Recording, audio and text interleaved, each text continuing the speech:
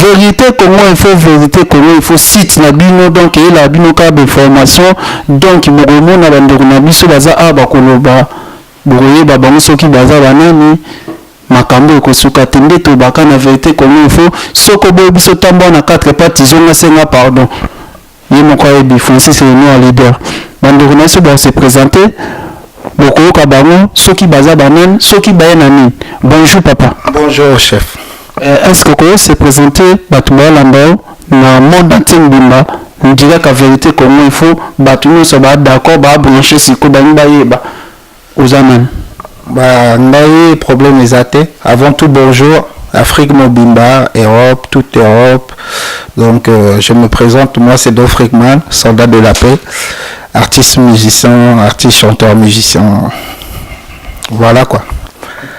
Merci beaucoup. Vérité comment il faut masolé ko sukate na mon personne de konanga a pembeni a ko se présenter yemo comme ta lobanga na ko lobanga te boye babanso bazana banani. Bonjour papa. Bonjour. Est-ce que vous se présenter au ta caméra kuna pour monde entier Zolanda Mbimba ozanan. Bon là naza comme on a de la Béja la Rio de Janeiro. Donc nazo sunga en fait na sunga ndeko nanga d'Afrique pour na l'occasion de nga bimisa donc na soutenir. Et bon le ça bon na beta guitare accompagnateur beta style accompagnateur style danseur merci beaucoup donc pour ton bande mission donc masolo qui de kitoko tokos makambo ko sukate tokomema bino ka boye papa est-ce que expliquer biso obeta musique ni pour moi natira na poser ba musique aux musiciens oui c'est bien sûr aux musiciens obeta la musique ni bah moi je fais du reggae dancehall africain je fais du dancehall africain donc d'autres autres personnes connaissent ça sur le nom du reggae dancehall répété par la Jamaïque donc on voit Bob Marley, le reggae, les Rasta, tout ça mais sauf que moi je suis pas jamaïcain je viens du Congo, j'habite en France entre guillemets mais je fais du reggae international quoi mais qui vient d'Afrique parce que je suis africain. Merci beaucoup. Vérité comment il faut makambo il faut bozabo le monde bon moko obeki no makambo faut to na système pour bango ba mela pema poko kena bino ka boy mokilo ezaka boy tokos na bosa note commanda do ba yo a doza ba yolo bambo te belé donc bande connaissent ba koloba boko ka bango est-ce que papa on peut expliquer biso hein ozo sa ni nozo bongisa ni pour le moment. Bah, travail est belé, comme on dit dans la langue maternelle. Il y a beaucoup de boulot à faire, donc on est là pour l'instant, on bosse. Moi je fais du reggae dancehall. À partir de là, je fais évoluer ma musique, mais j'écoute beaucoup de sons, pas que forcément congolais, mais j'écoute beaucoup de musique, mais j'arrive avec des travaux quand on est en plein de travaux, mais j'arrive avec des produits à vous proposer. L'idée c'est tous vous faire danser, vous faire la fête, rester en paix, voilà quoi. Mais qu'est-ce que du bon après Makambo ça les a belé donc il y a beaucoup à faire mais vérité Congo tu vois on est là aujourd'hui on est là pour parler de tout ça donc on est là quoi on a besoin de toi. Vérité Congo il faut ezana bango ezalaka na artiste na batuni sort même atom talboma so ben biso toya vérité comment il faut comment makamna kanda tokomema bino ka bona tozo testo mo abatinga testo mutaza posa yeba comme na papi kangala papa n'exaucé alinga yeba bote usika uzali bonjour alinga yeba ke ndongo zawana obima yo moko boye ou bien zaki accompagner na baninga bokabwa na groupe ou bien yo mo bo expliquer o uti wa po bima wapi. Donc il y a moi comme il tout de suite là au quoi expliquer ni moi je suis moi ça veut dire je représente moi-même je suis le reflet de mon propre image par rapport à mon style à ce que je fais après avant ouais j'ai une histoire apparemment j'ai toujours fait la musique je fais la musique depuis que je suis tout petit donc je faisais partie d'un groupe mais ça n'a rien à voir ça c'est plus la culture congolaise, la tradition, c'est la base quoi, la danse, la percussion, Après, il y a plein de déplacements avec le groupe, mais aujourd'hui, je suis là pour présenter vraiment ce que je suis, quoi, ce que j'ai toujours fait, mais dans d'autres dimensions musicales, toujours dans le cadre de la musique, mais avant, ça avant, maintenant, c'est maintenant. Des fois, on aimerait bien vivre dans le temps d'avant, mais des fois, on aimerait bien dans le temps. Moi, pour l'instant, je vis le présent, quoi. Je vis pas le futur, je vis le moment parce que on a beaucoup de travail derrière, donc on a plein de trucs qui vont vous faire plaisir. Vérité Congo, Mingue et Kolobé Belé, mais on est là, quoi. Si on est là, c'est que vraiment. Biloko Zolamba la cuisine, quoi, comme on dit, quoi. Vérité Congo, il faut des sentiments, des événements dans le plateau, il faut qu'ils aient ça a retrouvé nulle part. Yo moko ebi maître Taï Taylor, pesela nga mervi, bambo te bele boyebi. Donc masolo ekosuka te tokomema bango kaka boye toza na bino musika yo pe yango soldat mwana wa respect na sepeli le monde est bon, l'homme a 1000 baguettes libanga yango mignon moluba sans oublier les grands drummers au boratoire kaningo ezalaka to bino koma obwaka oyo makila ya bon soko koma obeta bani na makasi donc l'album ya makasi namoni obwaka bato ebele on travaille quand même, on se bat. La musique c'est comme une guerre positive, donc on est là, quand je dis on se bagarre, ça veut dire on travaille tout Bundagaga pour amener du concret, du positif, pour que le Congo aille d'avant, parce que comme je dis, il y a ça les a belé, donc faut qu'à tout banda. Donc leur te banda qui déjà, mais faut qu'à toujours ma catch, quoi. Donc vraiment des gars balobi vérité Congo, on va les voir. Ils vont t'accueillir bras ouverts. Donc aujourd'hui on est là, on a besoin de toi, donc soutien kaka quoi, soutien quoi. Merci beaucoup. Kadi Kaseka na kata ngola bambo tebele kotoza na bossa note passe ta chanson na kata Kishasa. Yo moko yebi makambo esuka ate ayebisenga keno Emerson Otinga ba okipinyo so makambo so kitoko yemo député élu par le peuple Henri Toka na kata Chango sans oublier bambo tebela. Dona Beja oui kombo wana ndeko na ngai et aspira koni ndenge nini oponika opesa Dona Beja de Rio de Janeiro idée wana eyaki pourquoi? Non mais idée wana en fait eyaki par rapport na eloko tosala na ndeko na nga donc aleka seleki bakombo ndenge masolo ndenge ezokendele donc surnom auto musique mokolo d'Afrique pesinga donc pour na parce que vraiment c'est pour le représenter quoi. Oh ça c'est un surnom qui est Dona Beja, donc quand tu dis Dona Beja, donc ça veut dire c'est comme tu dis Jésus Seigneur quoi. Comme na biloko ya we ensemble il a changé bato ba kombo ya bizarre quoi saka loko moko kombo anezo bangisa ko moko boye bon papa mto pote kombo ngozo banga te excusez-moi papa o banga te kombo ane ya kilo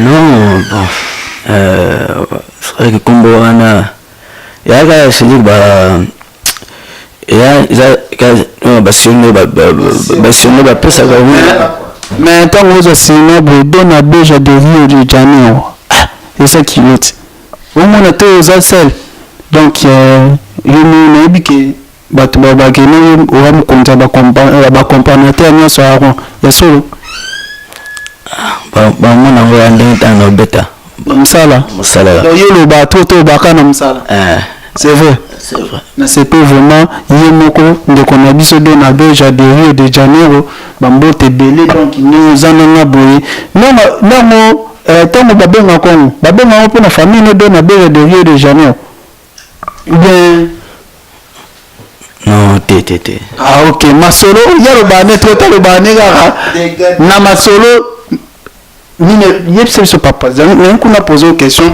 ba message katate ba otindela na kaka mais na otikate quand même benga président d'ambiance alobi na poser question au papa est-ce bon na studio Nicolas bon préparer mon studio. Ouais, maintenant là on est en plein studio, on est toujours en studio comme dire d'autres, mais comme je dis, le travail il est déjà là, donc on est dans le studio, on est en plein mixage, il y a déjà 2 ou 3 morceaux qui sont sortis, il y a déjà la chanson Reka est déjà disponible, et même sur internet, donc disponible, libre à téléchargement, les gens ils peuvent le consommer, il faut l'écouter, vous allez comprendre, pour comprendre il faut écouter, donc cliquez dessus, écoutez, laissez-vous danser avant, prenez la vibes et le reste ça va suivre. Le temps en dansant, vous allez comprendre le texte, c'est positif quoi. Merci beaucoup. Vérité comment il faut nasi quand même bien aujourd'hui réponse d'ailleurs sans oublier Rifat Soldat passe à l'Otumba. Mauzana yepsenga ke petit na to kende kabu na bosente kotoza yemoko gima yola ve na ngamo bu yo to yibinde to beta akati papa ese pour vérité comment il faut toi battre vérité toza poto lo ba vérité donc il doit en dire la vérité comment il faut battre ba landa biso déjà ba msu ba komo ba ba ndenge ni nazo sa ta voix ta zo yemba te to yeba et biloko ena mo ba direction ena mizani est-ce que papa okoki koloba na bato balanda biso obetela bango mo eloko moko ya kitoko basanti ke direction oyo ozolanda okosala ngo bato bayebi déjà bato bayebi bamisula te Congo bato bazo comprendre ke bitumba eba mposa bayoka yo voix na yo ebima obandisi kaka bitumba bo donc namoni ke makambo eza ebebe kamba ebebi déjà ya kala wana donc moni bamvula comme on dit en Europe là double saison quoi donc il fait beau en même temps il fait pas beau quoi donc obete ya bato eloko il pleut eloko mo ya bato tosenga dona beja abeta bien kama ko pe ezali pourquoi qu'il faut quoi chanter les autres on peut aussi chanter oui. Ah oui non yembana na pona poser sous question mobo lokolo bi ayo moko za na question na poser bete loko mobo o ya yo na oloba ozo préparer batu ba yo comme et zappé donc tous à la catch à mondo voilà on a c'est quoi le truc est-ce que vous plus un mois pembeni boye zakra bon c'est pas bon je sais que bango je suis guitare et mani malongo amui foi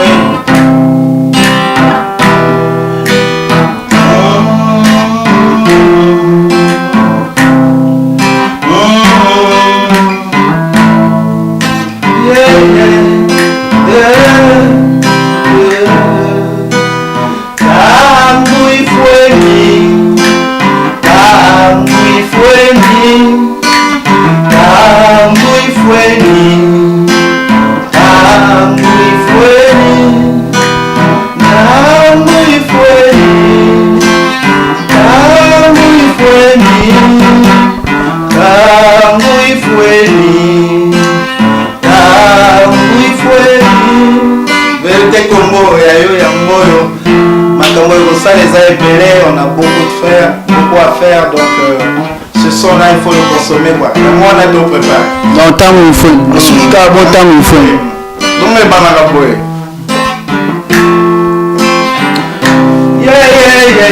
yeah tango il faut ni tango il faut ni tango il faut ni tango il faut ni Eka mona que toreka sexy woman Nena menongane plaisir boni puisa orawe Juste la et d'accord Kungane vibes Les gars sont ma piste Les deux sont ma liste Boni puisa orawe Mangana sur la piste Balance woman et baguette ma gueule Balance woman et baguette ma gueule Fuka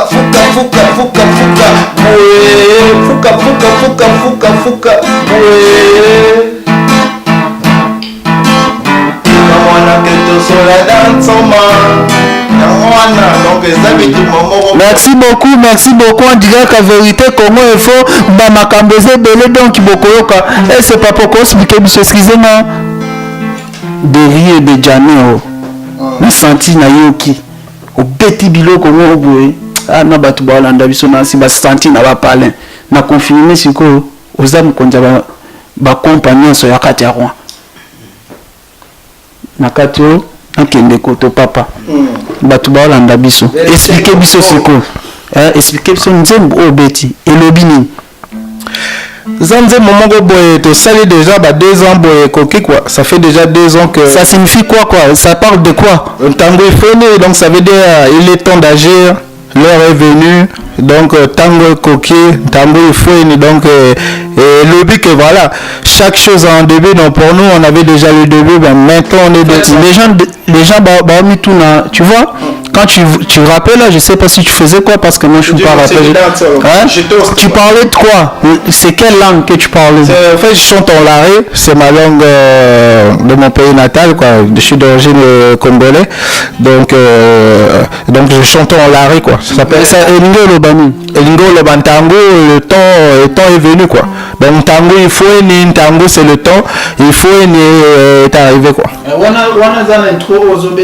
il faut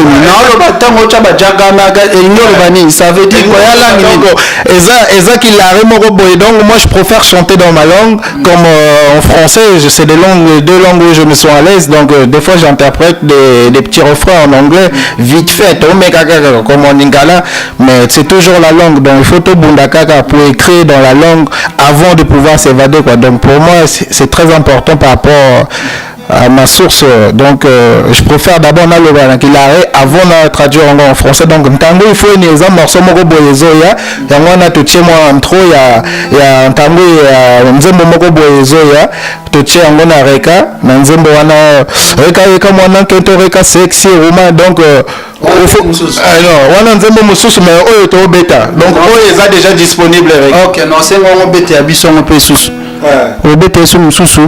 Toi toujours on dirait qu'à vérité qu'on il faut donc makambo et kosuka te to comme mabino bo toza na bino tina suka bana ban États-Unis ban Belgique ban Angleterre donc ndebe bisenga que non Emerson bokela biso bato d'information tina source po ba msuba batama ba msuba kima ozaka na biso le po makambo suka te l'homme beauté numérique dans 44 Afrique big up sans oublier Rola la NASA yemoko bima solo ndenge de kaka 76 représente ça c'est la famille. OK Tio bama ça va ebele. OK oboka bango simo ba oyoka yo ba ozela mopende bazawana na bosano te yemoko beni grand jogo wan Curtis oy makila masolo ko suka te vérité comme info na ngina poser question de konangai en fait tant obi ke ozapo na biloko na yo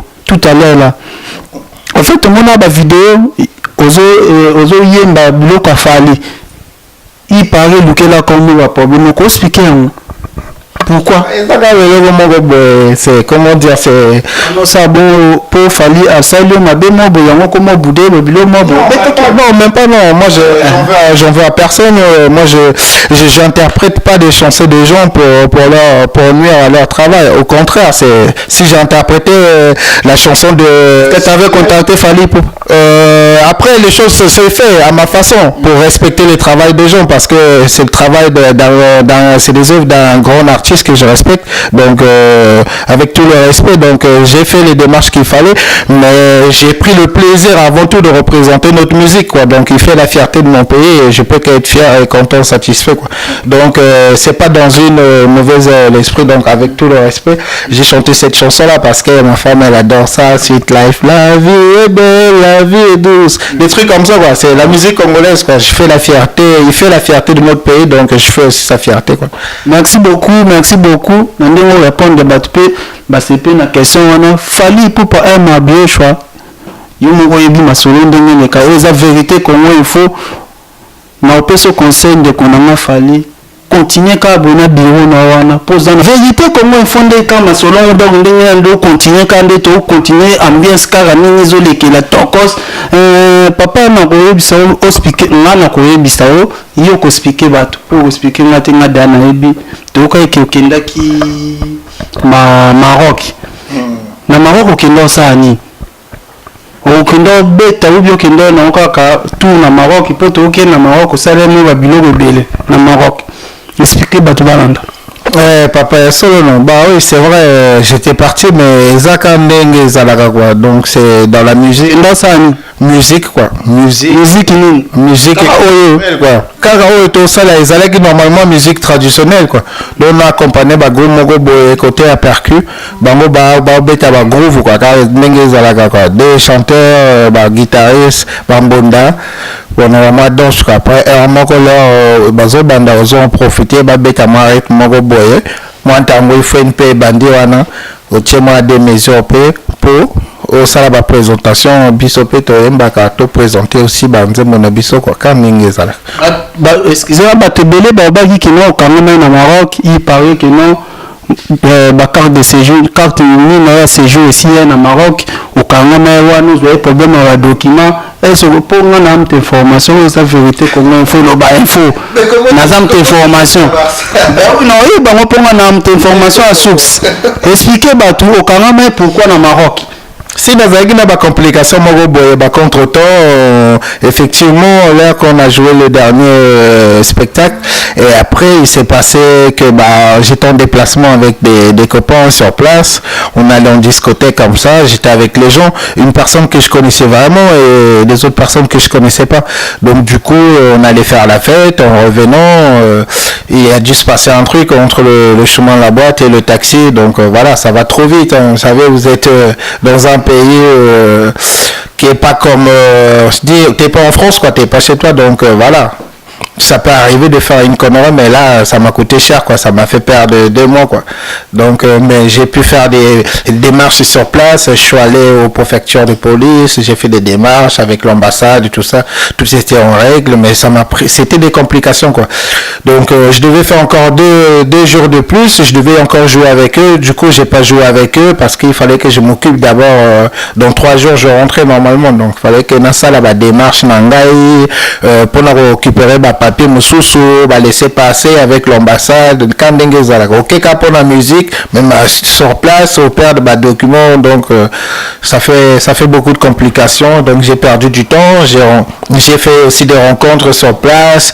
d'autres musiciens, donc création moko ezoyape, donc entre le Maroc et l'Afrique, donc on va mélanger de sangisango quand ndenge ezalaka, mais ça va être toujours dans l'esprit quoi, la musique pour tous quoi, la musique pour tous, le reggae il est là comme la musique africaine, donc voilà, on mélange tout ça, on espère si Dieu nous garde toujours avec la force qu'on a aujourd'hui pour continuer la suite, donc tu peux terminer banzembo wana, mais sinon document wana et ça là que voilà bouleversement et bouleversé en plan du temps quoi na Maroc quoi, donc yango wana quoi, mais na bangi ndengo beti solo ka boye on embête ce point c'est que vraiment il serait apesi information wana vraiment yango na source, donc ezala que vraiment boye yango wana quoi na pesi version là, j'ai donné ma version, effectivement c'est passé ça quoi, j'ai eu des complications là-bas mais après ça s'est bien passé, donc voilà, il y a la loi sur place, donc du coup c'était bien quoi, j'ai pu rentrer en France sans problème ni souci quoi.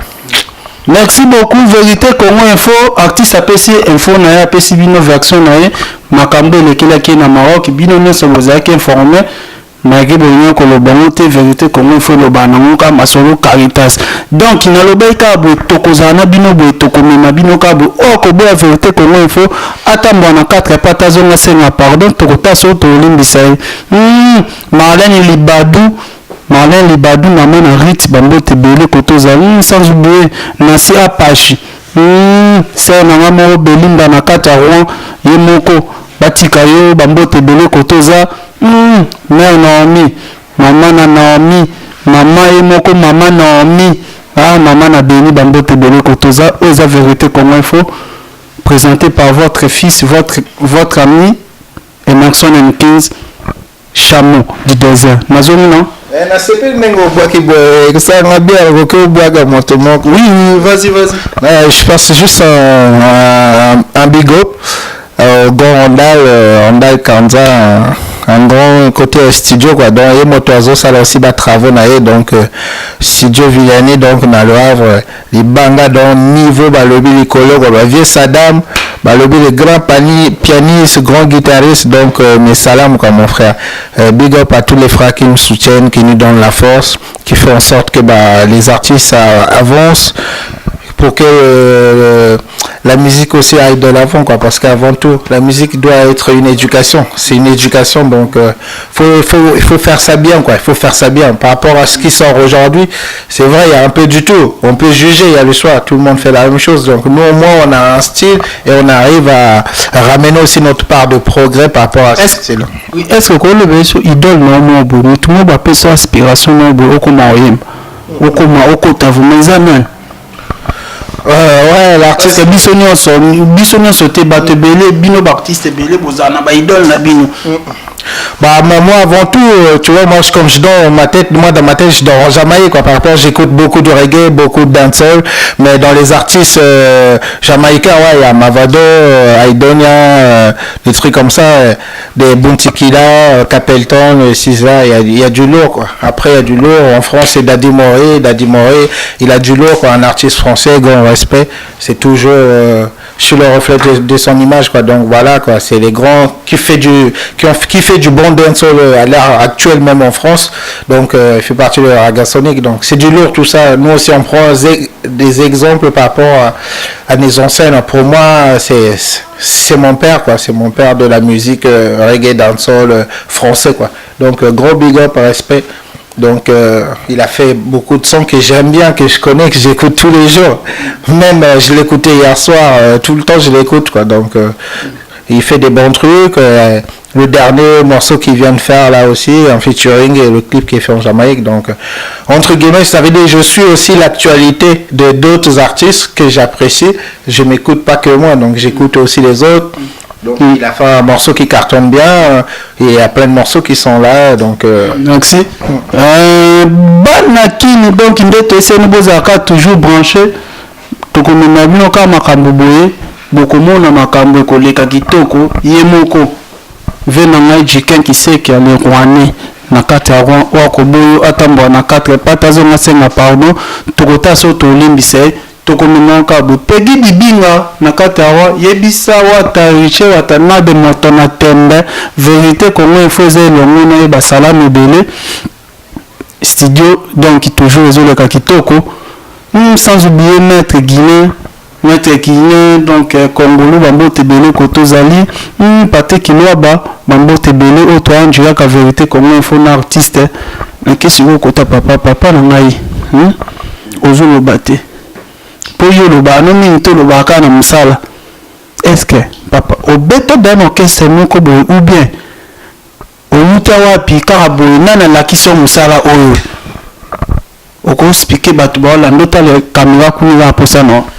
Bon, en fait, ou un orchestre ou bien banda kubeta guitare ou makasi ou nini. Donc on a un orchestre en fait à casser que kubeta kasi nini kato sangana na ba massa to beta na biso donc c'est que il y a beaucoup de c'est que kochaka c'est que volonté hein musala koyoka kolo te koyoka c'est dire que guitariste musungu ba oyebi ndeti nani wa beta guitare makasi boye oyo yolandaka siko o sepelane nani ndeti nani bon kolo va peut-être tel que guitariste roga tandinga betaka ma accompagnement wana basolo bon na chaka le tout après ndako pena exercer na beta quand ndinga c'est dire que ko beta solo tango zo yoka ozoyoka guitariste mususu c'est dire que kona besoin de beta ka ozo ma baele na ndako pe c'est dire que ozo progresser donc ça quand c'est na makila c'est dire que donc voilà que tu na beta na ba groupe te ndenge na accompagner ndeko nanga donc kaba nzimo kaka ta na chika litui akama kamba esprit volonté et puis voilà na envie hein ko beta on ba guitare so que ozo beta ngo que le fois même ozo cha volonté ozo cha travail te et moko po ozo na ko beta pe biloko moko boye ba tu peux ba comprendre. Merci beaucoup les gars, encore pardon qu'on a CP na répondre biso sans oublier président Christian Mokutu na kati ya roi yo moko yebi masolo ndenge le kaka masolo Caritas donc tokosuka te yo moko yebi le roi Scanté na kati ya roi DH Panzo pesela mbote yebisa Royce toza pembeni tobose bino te kashama bambote bele ko tozali papa toana posa to ka swati loko moko eso waka na bo moko ou bien za na webele bete swati lo moko bele ba morceau za ebele toza au moins na ba 75 000 conteneurs de chansons. 75 000 tu imagines de ça 75 000 conteneurs, tu imagines. Donc depuis qu'on fait ça, on continue toujours quoi. Donc Tozana Banzembe Belé, on a beaucoup de chansons français, africain, tout. Abeta pour moi que tout que le mot. On konza kompa.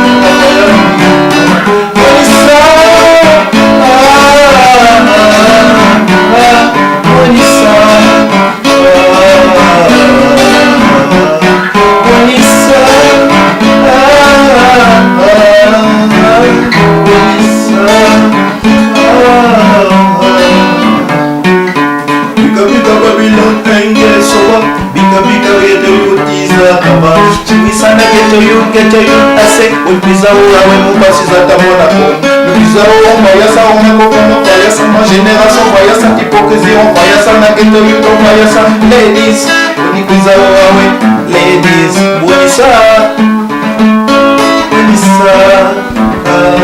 Bonisa, tata fire, mwana fire, mama fire, Bonisa, tata fire, mwana fire, mama fire, Bonisa, tata fire, mwana fire, mama fire, Bonisa, Bonisa, Bonisa, Bonisa, tata fire, mwana fire, mama fire, Bonisa, tata fire, mwana fire, mama fire, Bonisa, tata fire, mwana fire, mama fire, Bonisa, tata fire. Umanwange, nemugande malonge mawa. Umanwange, mama longe malonge mawa. Umanwange, mama longe malonge mawa. Mama wange, mama longe malonge mawa. Kila d'Afrique, soldat de la paix. On y pris ça au Hawaii, soldat de la paix. Marcher une fois, deux fois sur le dos. Coco, casa, coco. Azaville, qui n'a mon d'Afrique, soldat de la paix. On y pris ça au Hawaii, soldat de la paix. Marcher pas sur le dos. Coco, casa. Bonisa, tata faya, mwana faya, mama faya, Bonisa. Vérité Congo, Bonisa. Vérité Congo efo makambo kosuka te babi tata faya mana Bonisa. Makambo mwana faya, mama faya, tel père, tel fils, telle fille, telle mère. Donc mwana faya elingi elobi nini. Ce que tu fais, ton fils il va s'inspirer de toi aussi. Donc il faut être conscient de nos actes avant que les gens qui nous suivent s'inspirent de nous, parce qu'ils peuvent s'inspirer en mauvaises inspirations quoi. Donc tata faya, mama faya, Bonisa quoi. Merci beaucoup. Vérité comment info ambiance toujours na plateau donc masolo kitoko tokos tokosuka ate donc papa donc na sepe na ndenge excusez-moi mkonza lindanda oyebi yango sans oublier ye moko trésorier basse yebselanga Robert bambote belé na moneke papa français déjà na sepeli donc koto zali makambo eleka kitoko tozara andika ka vérité Congo info donc ye moko sans oublier mokonzi ya kolo ayebi bible koleka Pasteur Paul azate na sepel bambote belé mo Pasteur Paul bambote belé toujours périmètre contrôlé ndeka toza boye Richard Mbaka bambote belé ko toza en direct à vérité Congo Info toza na artiste papa yebisa biso est-ce que beta déjà au single au beta est-ce que CD déjà bimi bien comme na souka vraiment ya Tous en pleine préparation. En fait, tous déjà dans la préparation, on est déjà en train de dans les préparations parce que le CD va arriver. Il y a 3 titres au fait. Donc, parmi ces titres, donc il y a le morceau Tata Faya qui est déjà disponible avec le clip sur YouTube. Donc, Dofrik Mama Faya, il est disponible sur YouTube. Et là, il y a le deuxième morceau qui est sorti, qui vient juste de sortir, Reka. Donc, il est sorti le 26 février. Il est déjà disponible aussi en libre téléchargement. Ça permet que vous écoutez. Après, vous aurez le CD qui va suivre, le single, maxi single, qui va être Dofrikman, soldat de la paix. Donc, Dofrik arrive à l'aise, soutien à Bino Makasi. On a besoin de votre soutien parce que nous, on est là, on bosse pour vous faire plaisir. Donc, si ça vous fait plaisir, ça nous fera plaisir. Comme ça nous donne la force de continuer. Donc, il y a 3 titres qui vont arriver et un des morceaux, Ntamboui Foueni, c'est l'intro qu'on fait sur le morceau Reka acoustique. Donc version acoustique pour montrer que bon, je fais pas que du dancehall. Donc il y a aussi le frère Don Abeja, le grand guitariste. Donc Misapinae, c'est Nzambe à Massakango. Donc Dieu merci, avec son soutien on arrive à faire du travail. Ah, na bonne santé. Sans oublier GG numérique Mokonza Kamikaze de Paris. Est-ce beaucoup de amigo triple boss ou bien Hervé Titi? Papa m'a posé une question. Est-ce qu'on a kiss? Nakemba mo ponga na limite na kenaba masolo ni est-ce qu'on a kiss? Quel kiss? Oh Nzambe ya Kindoki. Pour masolo yo bandi il faut za na moto. Kiss nanga na za na ngoma kiss wana eza volonté na inspiration na esprit nanga na mongongo donc balobi les voix d'homme quoi donc on a solo dans sol voix d'homme contre solo mambolo reka mwana keto reka sexy woman ngena menongani preziboni kwiza ogawe jista ebako kungani vibes les gars sur la piste les gars sur ma liste boni kwiza ogawe mengana sur la piste balance woman back it up again fuka Bonikuiza owe mupatiza tamona ko Matakito magen bonikuiza ona danso Mukabadi bonikuiza owe Oubli tout souci bonikuiza sur la danso Tangere bonikuiza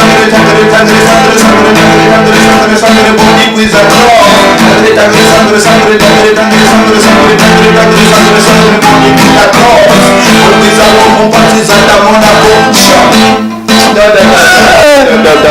vérité Congo Info makambo ekosuka te donc il faut ka tozala boye ye moko mokonzi alindanda Rio de Janeiro nasepeli tango ifweni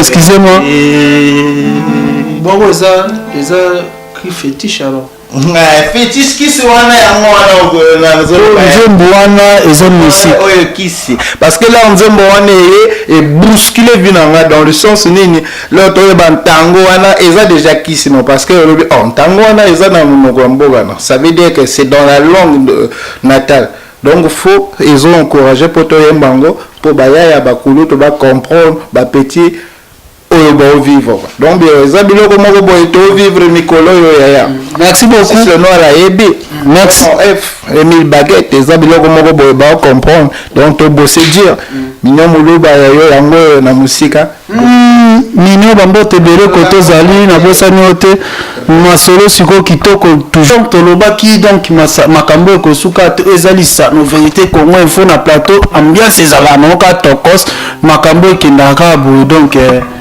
papa nangina tu na susu question moko boye est-ce que ndengo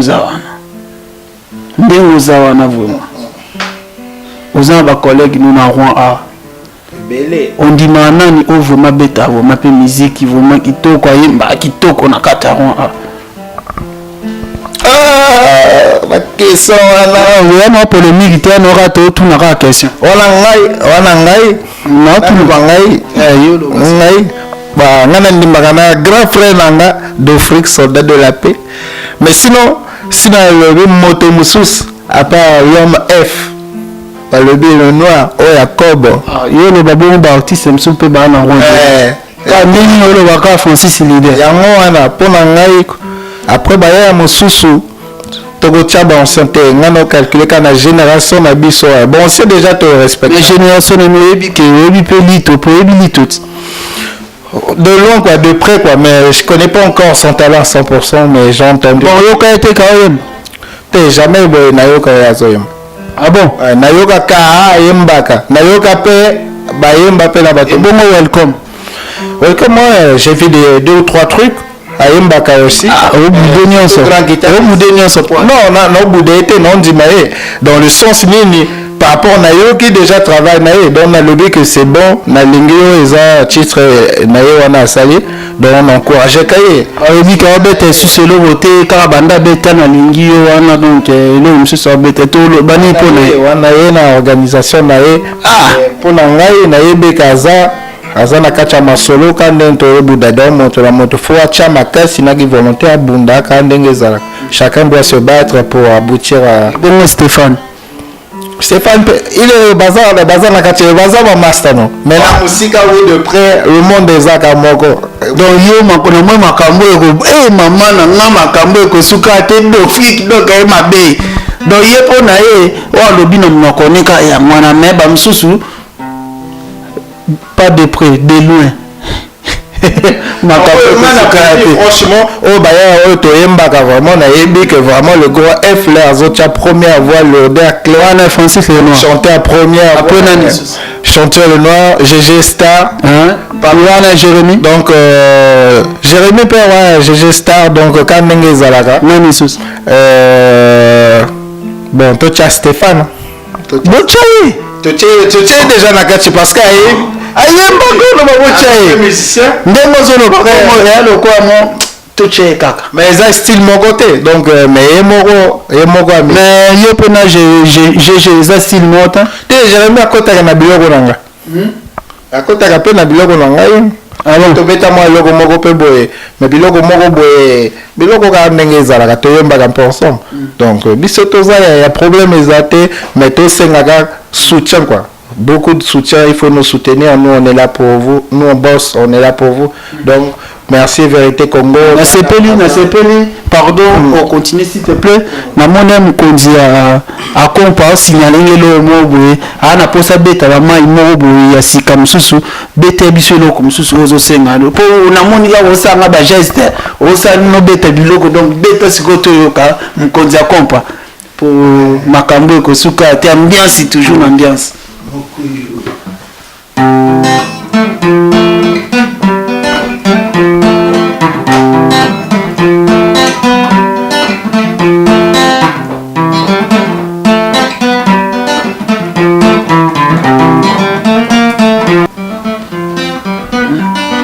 Vérité Congo information makambo ko suka te donc ambiance donc tokos makambo ezoke kitoko donc makambo ko suka te mais na baartiste nyonso ondimana ka bango mutu baka na ron ou bien bamisusu baza oyo ebite non si bamususu baza oyo na yebi oyo na fréquentaka vraiment oyo pe na monaka baosala batravaux parce que tu peux valider une personne qui est pas dans les tu vois on ne voit pas azobeta musique te mais oyebika yembaka mais au Congo les autres artistes ils sont là ils sont actifs tac tac ils font des dates est-ce que le président San Pedro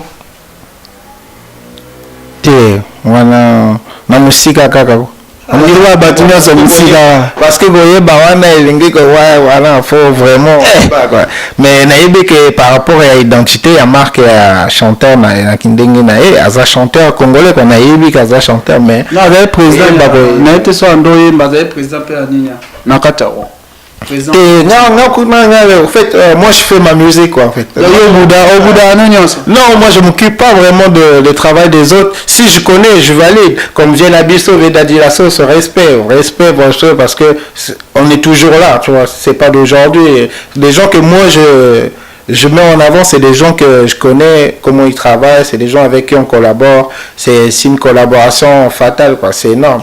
Si on y a merci beaucoup. Donc, comment Kenasuka, émission comment Kenasuka, en direct toujours la vérité, comment il faut masoler continue dans notre course, sans oublier Nayebio, Oloba, non, Kondia, Lindanda, non, peut ça parole à Sukoloba, s'il te plaît. Mukonzi, Oyebio, Mukomakambu, Ningele Kaka, Ekosuka, Ate. Tokomema batuka boye tozaka mandika ka vérité comment faut toza poto pesa information poto expliquer bino bartiste na bino congolais oyo baza na étranger ndenge ba sa musala na bango ndenge ba progresser culture na biso congolais na kati ya africain na kati ya mikili ya poto donc biso toza na ka pour information en vérité comment il faut tokomo que na suka na habité konzali ndando ngolo belo mobo non en fait elle quand même ba au bazolanda biso ba soutenir d'abord payo mokolo émission Vérité Congo hein parce que il y a des messieurs pays permettent bien là-bas musicien pour monsieur pe bayo canapé obi ba beta ka pe moi guitare pe linda pe bayo canapé. Merci beaucoup.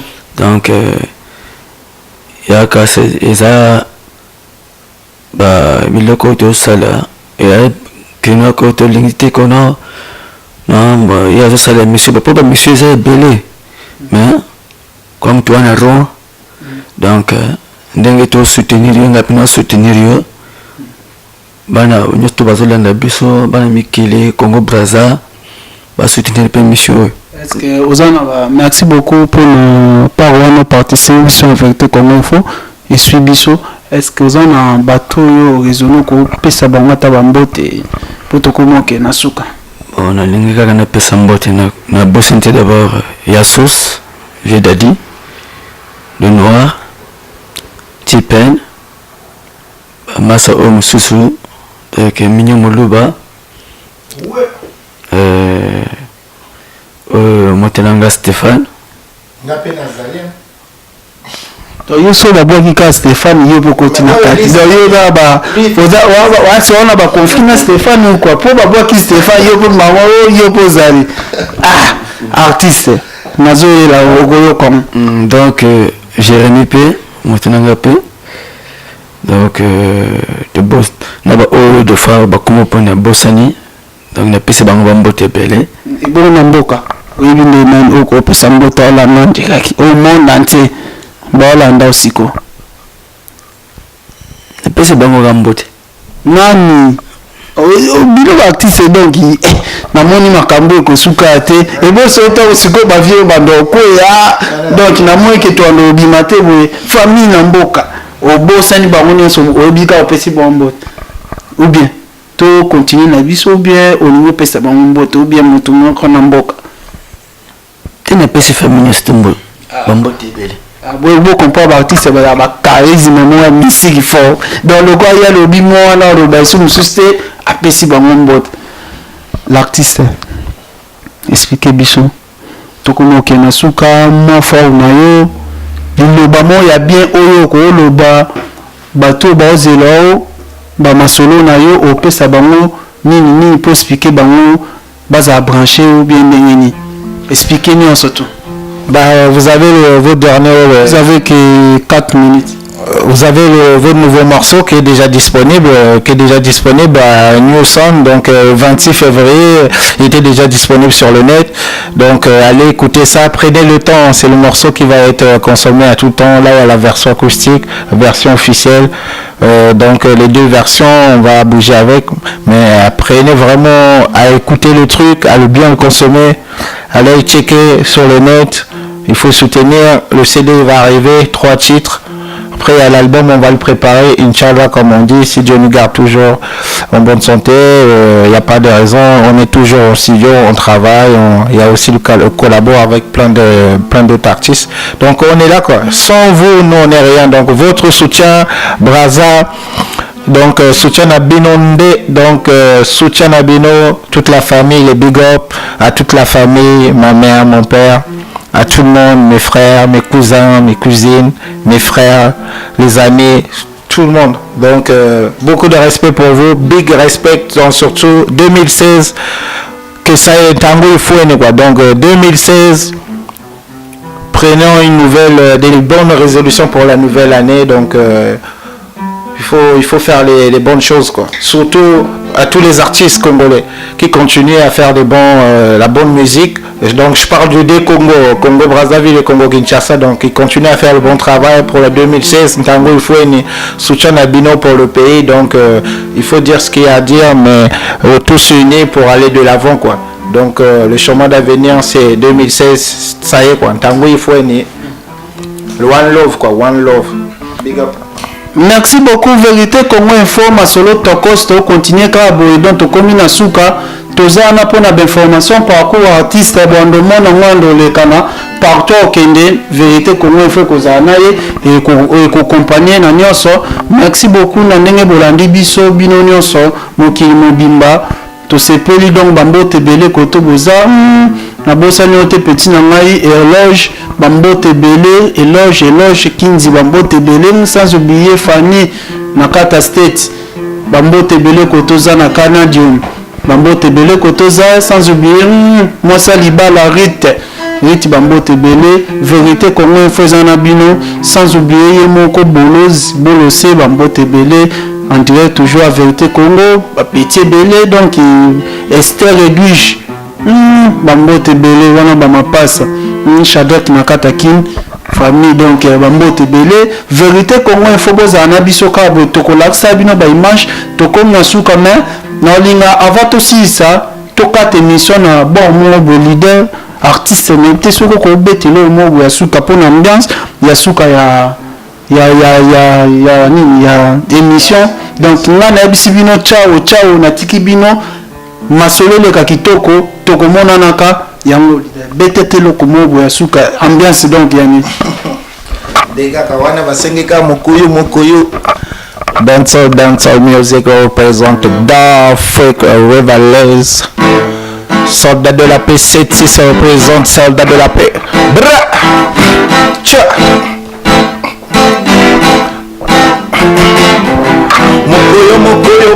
Mukuyu espema bendo kiyo again mukuyu espema bendo kiyo again on bando frikwa tibal sawa malungi ambungi c'est d'où je viens retour aux sources partibal l'Afrique énergie goudé tira moula melukali linganga mama love linganga mama love easy linganga mama love linganga mama love linganga mama love